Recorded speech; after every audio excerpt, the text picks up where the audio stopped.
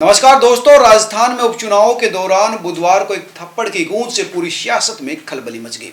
यह थप्पड़ कांड टोंक की देवली उनियारा विधानसभा सीट पर सामने आया, जहां पर उपचुनाव के लिए मतदान चल रहा था और इसी दौरान एक निर्दलीय प्रत्याशी नरेश मीणा ने एसडीएम अमित चौधरी को थप्पड़ जड़ दिया। पुलिस बचाने के लिए भागती रही, जूझती रही, लेकिन नरेश मीणा इतने आवेश में थे कि उन्होंने आंव देखा न तांव थप्पड़ मार दिया। एसडीएम को थप्पड़ जड़ने वाला ये व्यक्ति कोई और नहीं बल्कि कांग्रेस का एक बागी नेता है। नरेश मीणा लगातार कांग्रेस से जुड़े रहे, कांग्रेस में आते रहे जाते रहे, लेकिन फिलहाल वो निर्दलीय रूप से चुनाव लड़ रहे थे।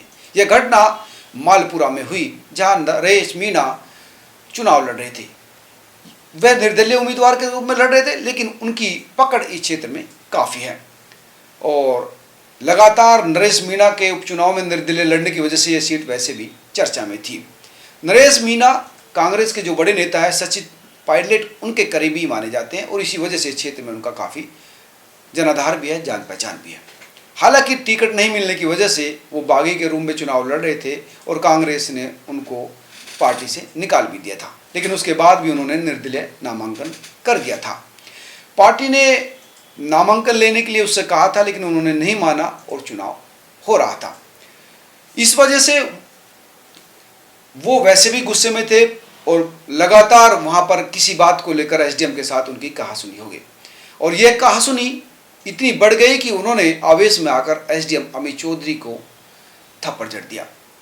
पुलिस बचाती रही, लेकिन पुलिस तब तक मौके पर पहुंचती नरेश मीणा अपना काम कर चुके थे और थप्पड़ लगते ही हंगामा मच गया, स्थिति तनावपूर्ण हो गई और लगातार पुलिस बुधवार देर रात से उनको गिरफ्तार करने की कोशिश कर रही थी और उनके समर्थक उन्हें गिरफ्तारी से बचाने की कोशिश कर रहे थे। दरअसल वो थप्पड़ लगने के बाद फरार हो गए थे और उससे पहले कि पुलिस उन्हें गिरफ्तार करती वो एक अज्ञात स्थान पर छुप गए। लेकिन बुधवार रात को ही उन्होंने एक ट्वीट किया कि वो कहीं पर नहीं है, मैं ठीक हूँ, मैं ना डरा हूँ और ना मैं भागा हूँ। और इसी रणनीति के तहत उन्होंने फिर अगले दिन गांव में जाकर अपनी धरना प्रदर्शन की जो कार्रवाई थी वो शुरू की, लेकिन पुलिस इतनी बड़ी तादाद में वहां पर पहुंच गई थी कि पुलिस ने उनको गिरफ्तार कर लिया और उनके साथ साथ और कई लोगों को भी गिरफ्तार किया गया। उनका कहना था कि मैं ठीक था, एसडीएम बीजेपी के एजेंट के रूप में काम कर रहा था, इस वजह से मुझे गुस्सा आ गया और मैंने एसडीएम पर हाथ चला दिया। इस घटना के बाद जो पुलिस ने जो कहा है, उनका ये कहना था कि इस पूरे मामले की जांच की जा रही है, 50 से 60 लोगों को हिरासत में लिया गया है और इस पूरी घटना में जो भी शामिल होगा उसको बख्शा नहीं जाएगा। वहीं नरेश मीणा का कहना है कि उसे फंसाया जा रहा है, इस पूरे मामले में बड़े बड़े लोग शामिल हैं, लेकिन मैं अपने हक के लिए लड़ रहा था, एसडीएम गलत कर रहा था, मेरे ऊपर मिर्ची बम चलाया गया जिसकी वजह से मैं बेहोश हो गया था और उसके बाद मेरे समर्थक मुझे अज्ञात स्थान पर ले गए थे, मैं भागा नहीं था। अगर बात दोस्तों इस निर्दलीय प्रत्याशी नरेश मीणा की करें तो जैसे कि मैंने बताया कि ये पहले कांग्रेस में था, अब निर्दलीय है। ऐसा नहीं कि पहली बार निर्दलीय लड़ रहा है, इससे पहले भी अक्सर ऐसा करता रहा और इसी वजह से क्षेत्र में इसकी जो इमेज है वो आयाराम गैराम की है। ये मूल रूप से राजस्थान के ही 12 जिले के अटरू तहसील के एक गांव है, नया गांव, वहाँ का रहने वाला है और इसके पिता कल्याण सिंह मीणा 30 साल तक इसी गांव के सरपंच भी रहे हैं और वर्तमान में अगर बात करें तो नरेश की पत्नी ही सरपंच है। नरेश की पत्नी सुनीता भी राजनीति में सक्रिय है, जिला परिषद सदस्य है। नरेश के भाई की पत्नी की बात करें तो वो भी पंचायत समिति की सदस्य है और कह सकते हैं कि पूरा परिवार ही राजनीतिक रूप से सक्रिय है। और नरेश ने जो है राजस्थान विश्वविद्यालय में महासचिव के रूप में जो है काम किया था, राजनीतिक रूप से सक्रिय रहा था और आदिवासी जो मीणा समाज के वोटर्स पे इस परिवार की पकड़ भी है। राजस्थान विधानसभा चुनाव के दौरान यानी 2023 में भी नरेश मीणा ने राजस्थान विधानसभा के लिए टिकट मांगा था, टिकट नहीं मिला तो वो निर्दलीय चुनाव लड़ा, मगर उसकी 23,000 से ज़्यादा वोटों से हार हुई थी। बगावत की वजह से कांग्रेस ने तब भी उसको निष्कासित कर दिया था, लेकिन 2024 के लोकसभा चुनाव से पहले कांग्रेस के जो अध्यक्ष थे उदयलाल अंजाना और दूसरे सदस्यों ने आला कमान से कहा कि नरेश मीणा को अपनी गलती का एहसास है और उन्हें वापस पार्टी में ले लिया जाए।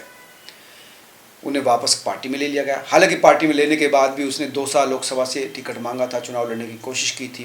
दरअसल दौसा जो सीट है वो मीणा बाहुल है, तो यहाँ से वो चुनाव लड़ना चाह रहा था और इसलिए 27 मार्च को उसने टिकट भर भी दिया था, पर्चा भर दिया था। लेकिन यहाँ से जो कांग्रेस ने जो है मुरारी लाल मीणा को टिकट दे दिया था, जो भाजपा के कन्हैया लाल मीणा के सामने 2,37,340 वोटों से जीते थे और इसी वजह से नरेश मीणा ने टिकट भी वापस ले लिया था।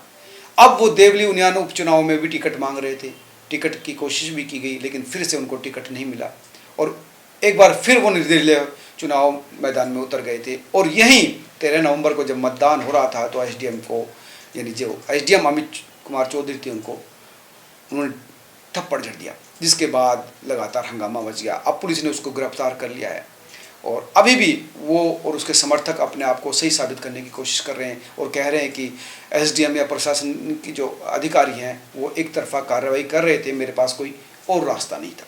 दोस्तों, ये तो जांच का विषय है कि गलती किसकी है, लेकिन हिंसा किसी भी रूप में जायज़ नहीं ठहराई जा सकती। एक निर्दलीय प्रत्याशी जो विधानसभा का चुनाव लड़ रहा है वो इस तरह से इतने बड़े प्रशासनिक अधिकारी पर अगर हाथ चलाएगा तो आप समझ सकते हैं कि वो किस तरह की मानसिकता रखता है।